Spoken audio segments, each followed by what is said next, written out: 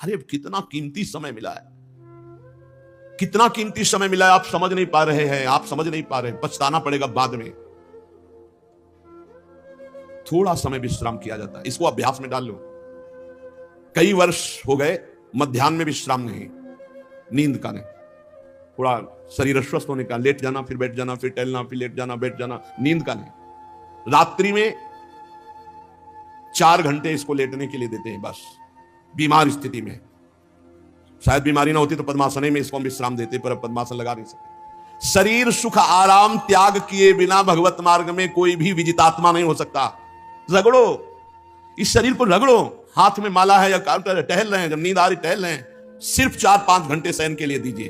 क्या कर पाओगे आगे? यही अवस्थाएं हैं, नवयुवक अवस्था, इसी पर विजय प्राप्त करो। नींद आदि पर, भोजन पर, नींद पर जानबूझकर 1-2 दिन भोजन छोड़कर भजन पड़े नहीं रहना। कोई जान न पावे कि आप भोजन नहीं किए। पूरी दिनचर्या ज्यों की त्यों होनी चाहिए। जिद्दी स्वभाव, परमार्थ के पथिक का जिद्दी स्वभाव, आराम त्यागी स्वभाव। और शरीर को जैसा बना लो प्रभु वैसे ही है, इसमें जड़ है, कोई अंतर नहीं पड़ता है। रात में सो, दिन में 4 घंटा सोने का अभ्यास बना लो, दिन में सोते रहो। अभ्यास है, चाहे जगने का बना लो चाहे सोने का। आधा कवल रोज बढ़ाते चले जाओ, भोजन आते फैलती चली जाएंगी। आधा कवल रोज कम करते चले जाओ। 24 घंटे में 400 ग्राम अन्न से स्वस्थ शरीर का पोषण हो जाएगा और वो क्रियाशील रहेगा।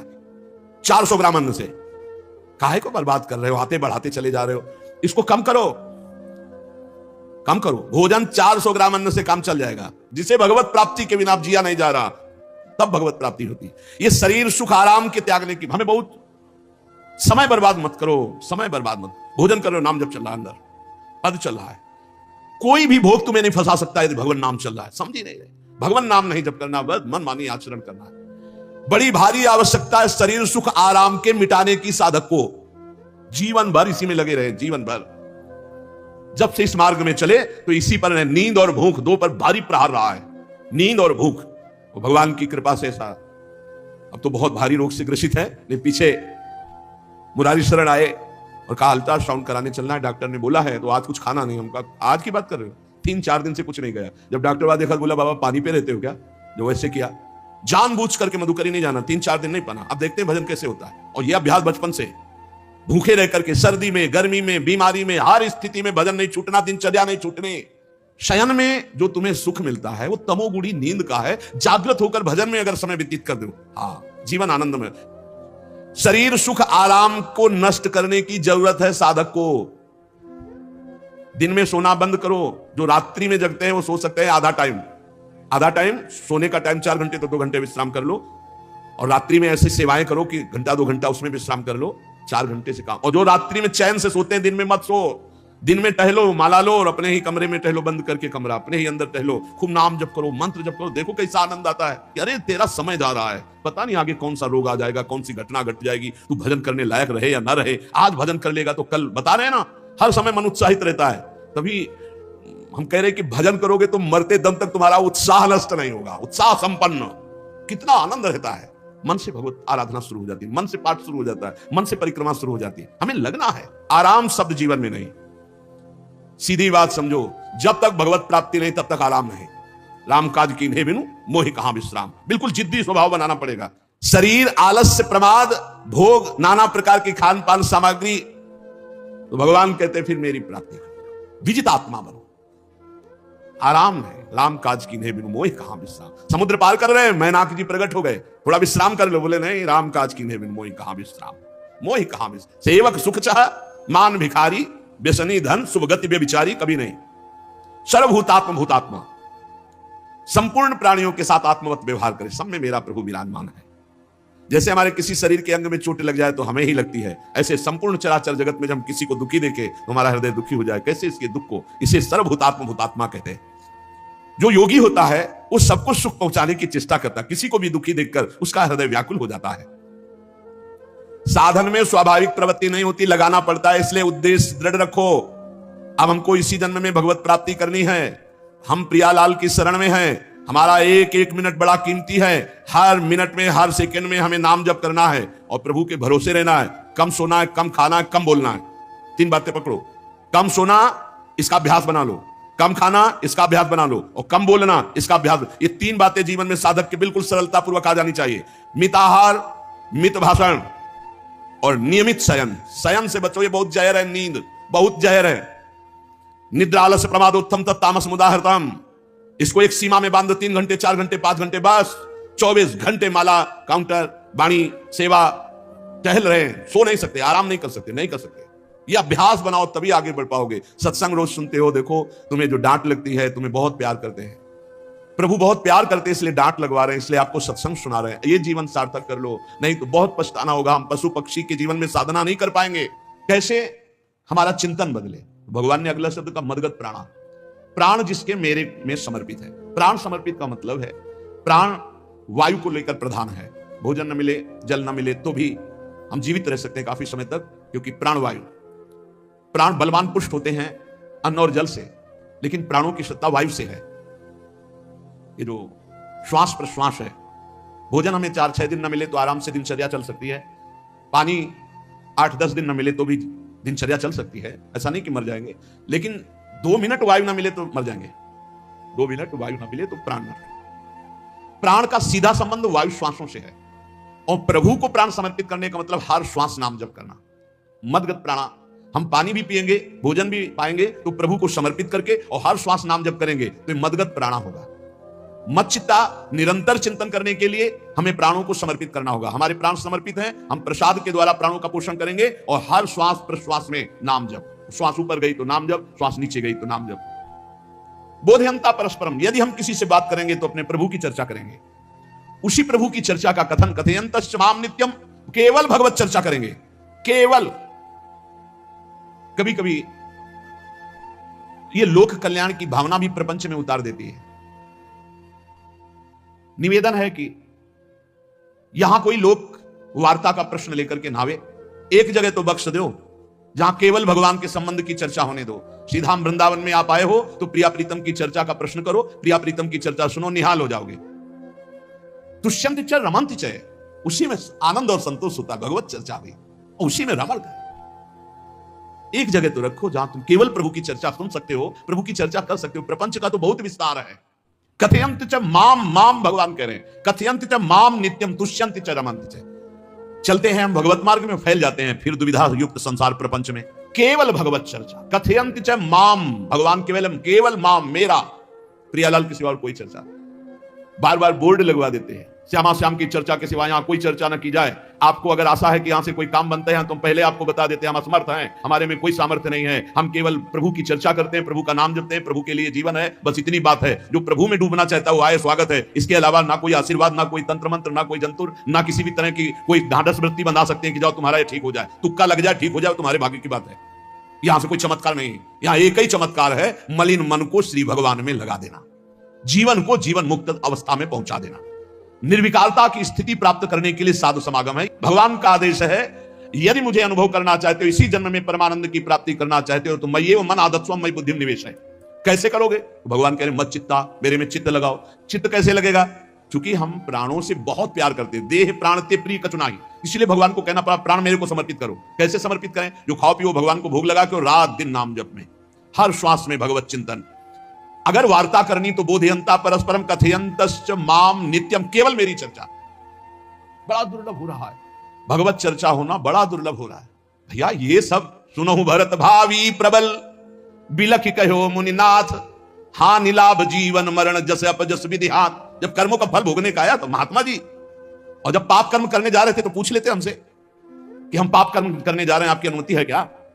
तब नहीं, तब किसी ना भगवान की याद की, ना गुरु की याद की, मनमानी आचरण की। तो भोग आया है, अब भोग लो, उसको भोगना पड़ेगा, वो यही मिलेगा तुम्हें। पति पत्नी परिवार संसार मित्र, इन्हीं में सब कलह अशांति मारपीट नाना प्रकार का। अरे पूछो मत, भगवान के चरणों का जब तक आश्रय नहीं लोगे तो यहाँ का ये प्रेम विवाह, यहाँ का प्रेम तुम्हें शांति प्रदान नहीं कर सकता। भगवत भाव रखोगे, हर परिस्थिति को शांतिपूर्वक निर्वाह। ये जीवन काटना भी एक कला है। मनुष्य जीवन कोई पशु जीवन नहीं है। अगर अध्यात्म नहीं तो आप इसको जी नहीं सकते, आप इस जीवन को नहीं जी सकते। अशांत रहोगे, क्लेशित रहोगे, परेशान रहोगे। जीवन की कला है, द्वंद्वों में क्षमता, संपूर्ण जगत में रहते हुए ममता रहित हो जाना, संपूर्ण क्रियाएं करते हुए अहंकार रहित हो जाना, अभी जीवन मुक्तता का आनंद आ जाए। तो मच्चित्ता, मदगत प्राणा, बोधयंता परस्परम, कथयंत च माम नित्यम, तुष्यंत च रमंत च। हमारा उद्देश्य भगवत प्राप्ति का है। जो भगवत संबंध से भगवत प्राप्ति करना चाहता है उसके लिए दरबार खुला है, फ्री है। कोई फीस नहीं है, कोई शर्त नहीं है, तुम कौन हो, कहां के हो, कोई मतलब नहीं, आपका केवल संबंध भगवान के संबंध से वार्ता होगी तो यहां हो सकती है। इसलिए सावधानी होकर हमारे समय को निरर्थक ना किया जाए। बहुत कीमती समय, जब प्रश्न होता है तो फिर उस पर चर्चा करनी ही होती है। हमें सिर्फ भगवान का आदेश है, कथयंतश्च माम नित्यम तुष्यन्ति च रमन्ति च, उसी में संतोष करना, उसी में रमण करना है। हमारा भरण पोषण श्री प्रियाजू से होता है, किसी व्यक्ति से नहीं होता है।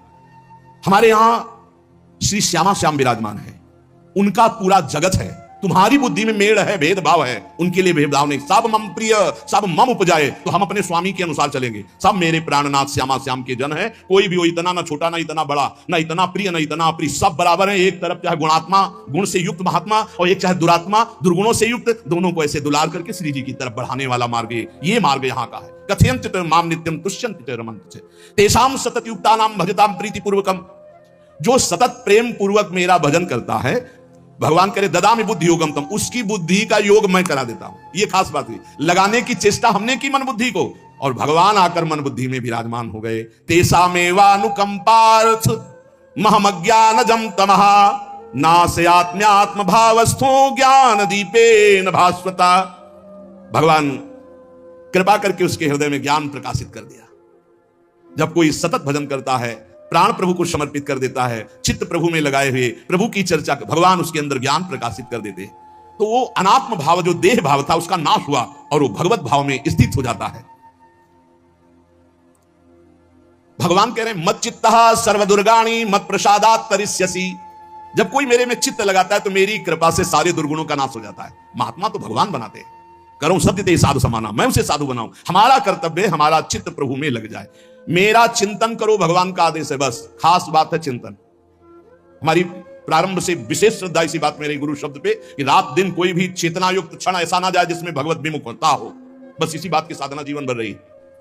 प्रारंभ में गुरुदेव ने कह दिया, जब तक चेतना है तुम्हारे में तो तुम्हारा जागृत अवस्था का चेतना युक्त एक भी क्षण व्यर्थ नहीं जाना चाहिए। तो गुरु कृपा से यही प्रयास रहा है कि हमारा एक भी मिनट भगवान से विमुख न जाए। पूर्व में ऐसी स्वभाव वृत्ति बनाई थी कि लोगों को यह शंका होती थी कि ये बोल पाते हैं कि नहीं बोल पाते हैं, अर्थात इनके वाणी है कि नहीं है, मूक मौन, जटाओं का बोझा, एक वस्त्र, बस शांत।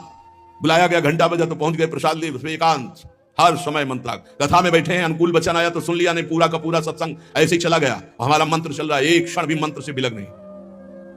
हमारा कर्तव्य है केवल चिंतन। चिंतन करोगे तो अभिमुक्त हो, अभी परिणाम में नहीं। अभी हम राधा बोल रहे हैं, अभी प्राण निकले, अभी श्री जी के पास पहुंच जाएंगे।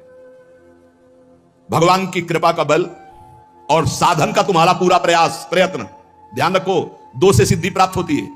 भगवान की कृपा का बल और आपकी पूरी साधना का प्रयास प्रयत्न, कायरता नहीं। भगवान की कृपा का बल और तुम्हारा पूरा प्रयास पूरा प्रयत्न। देखो, भगवान की दर्शन वृत्ति हृदय में जागृत हुई ध्रुव जी के पद को लेकर, कामना को लेकर। मैं भगवान का साक्षात्कार करूंगा, उनसे वरदान मांगूंगा कि मुझे सबसे श्रेष्ठ पदवी की प्राप्ति हो। चले, भगवान नारद जी मिले, पहला प्रलोभन, चलो अभी तुम्हें इस सम्राट पद पर नकार दिया। फिर भय, सांप हैं, बिच्छी हैं, जंगल के बड़े, और फिर यक्ष राक्षस, न जाने कौन कौन है, तुम अभी बालक हो, तुम्हें खा जाएंगे, तुम क्या तपस्या करोगे, क्या भजन। नहीं, इससे भी नहीं टिके, कुछ भी हो, कदम वापस नहीं जाएंगे, अब तो हरि की प्राप्ति। तो गुरु मंत्र दे दिया। 6 महीने बहुत ही देह भाव रहित होकर उच्च कोटि की साधना की। बालक होने पर यही मथुपुरी में देह भाव रहित होकर के, क्योंकि जंगल में ऐसे ऐसे मच्छर बड़े बड़े ना, एक मच्छर मारे तो पूरा होश खराब हो जाए, पूरी चेतना जागृत। तो उस 5 वर्ष के राजकुमार के शरीर में कितने मच्छर चिपके रहे होंगे, क्या क्या भयावह। हमने तो सेनपुर में देखा, आसन लगा बैठे, काला नाग सांप ऐसे फुसकार रहा है।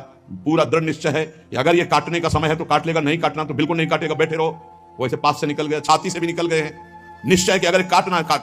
सैकड़ों बिच्छू, कभी ऐसे डंक नहीं मारा।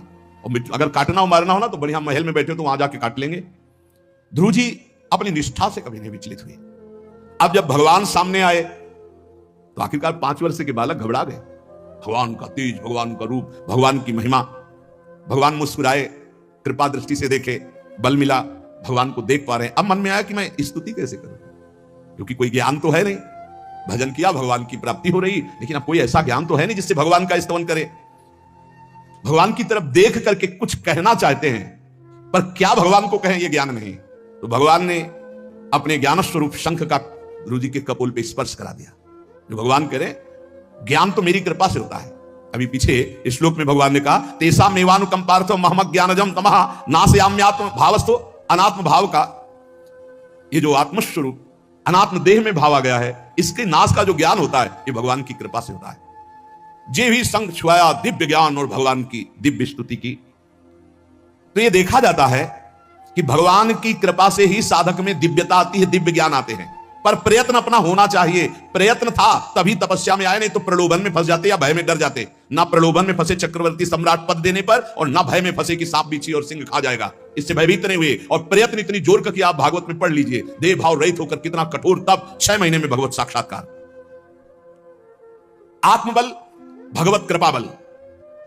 ये मन है बहुत डराता है, कैसे जिएंगे, बुढ़ापे में कौन सेवा करेगा, क्या दुनिया का प्रपंच खड़ा कर देता है। इसको इसी ज्ञान से काटो, भगवान है ना, भगवान सब करेंगे, भगवान के लिए हमने जीवन दिया, ये जीवन भगवान के लिए है। अरे दिव्य हो जाओगे, रिद्धियां सिद्धियां हाथ जोड़े खड़ी रहेंगी। भगवान जानते हो क्या भगवान है।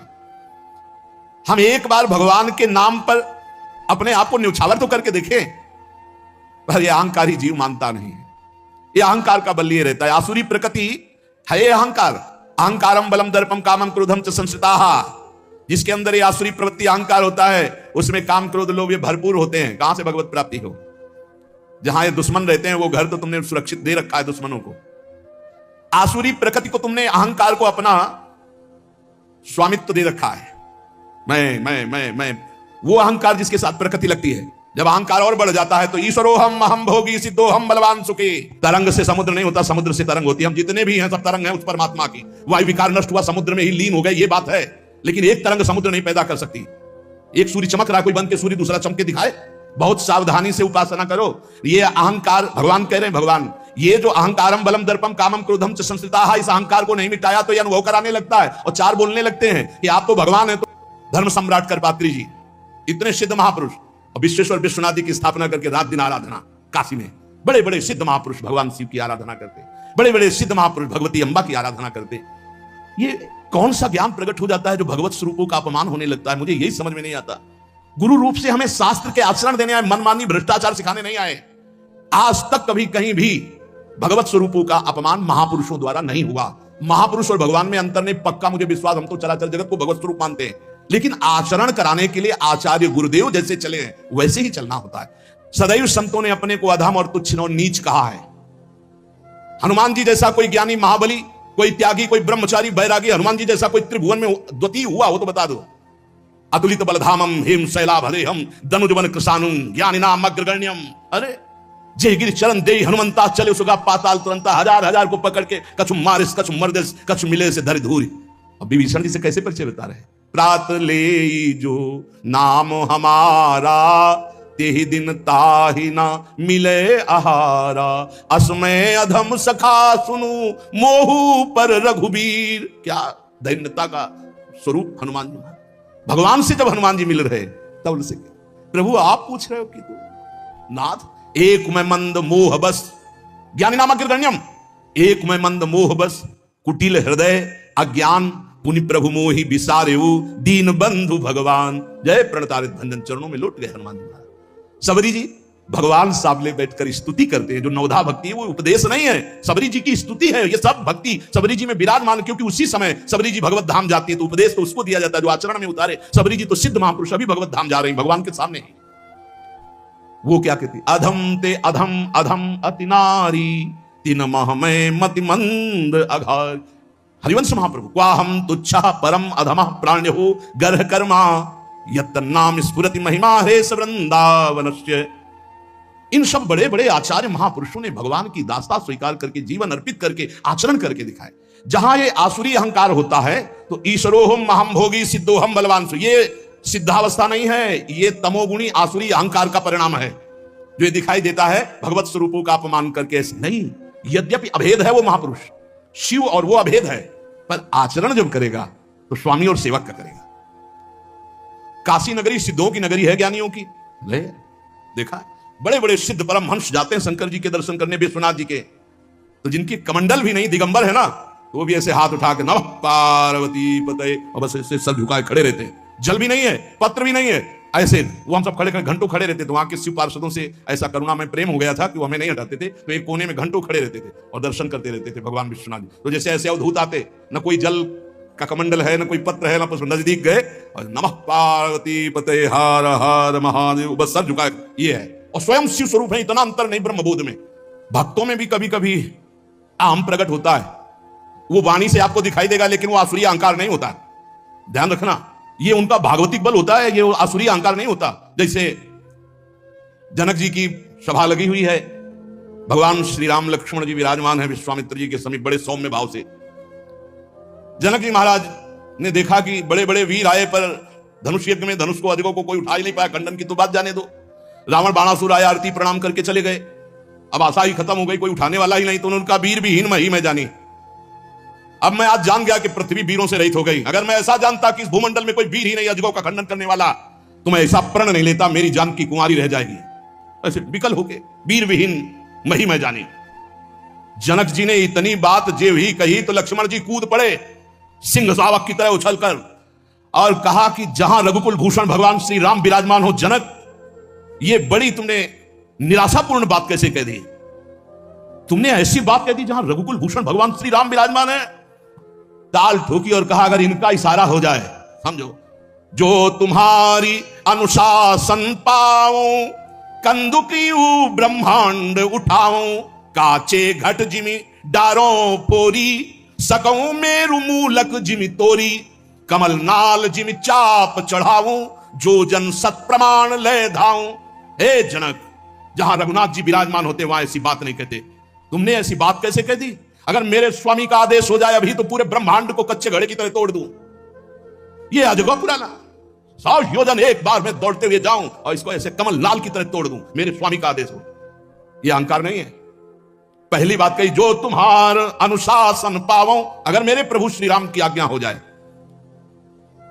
और लक्ष्मण जी ने एक बात और कही कि तोरो छत्रक दंड जिमि तव प्रताप बलनाथ।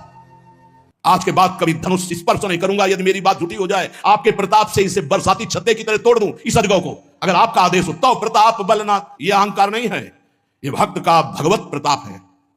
दशानन कह रहा है, अरे मुझे क्या भय, तेरी सभा में अगर कोई वीर हो तो मेरा पैर उठा दे। मैं राम जी का एक छोटा सा सेवक हूं। तू मेरे प्रभु को बार बार मनुष्य कह रहा है, मैं जिनका सेवक हूं। तेरी सभा में तू जो अपने सभा बलों के बल पर बलवान होकर कहता है कि ये सब आहार है, तो मैं उनका छोटा सा दूत हूं। अगर कोई मेरा पैर उठा दे तो जानकी जी को राम जी हार जाएंगे, वापस चले जाएंगे। राम प्रताप सुमिरपन रूपा। सभा में पैर हाहाकार मच गया। जब स्वयं दशानन उठा, मारा घूसा, 4 मुकुट राम जी के चरणों में गए। राम जी के चरणों में झुक, तब तेर बचेगा, मेरे चरणों में झुकने से नहीं। कोई उठा नहीं पाया। ये अंगद का अहंकार नहीं, ये भक्त का भगवत प्रताप होता है। राम प्रताप सुमेरी पर्ण रूपा। राम प्रताप हरिवंश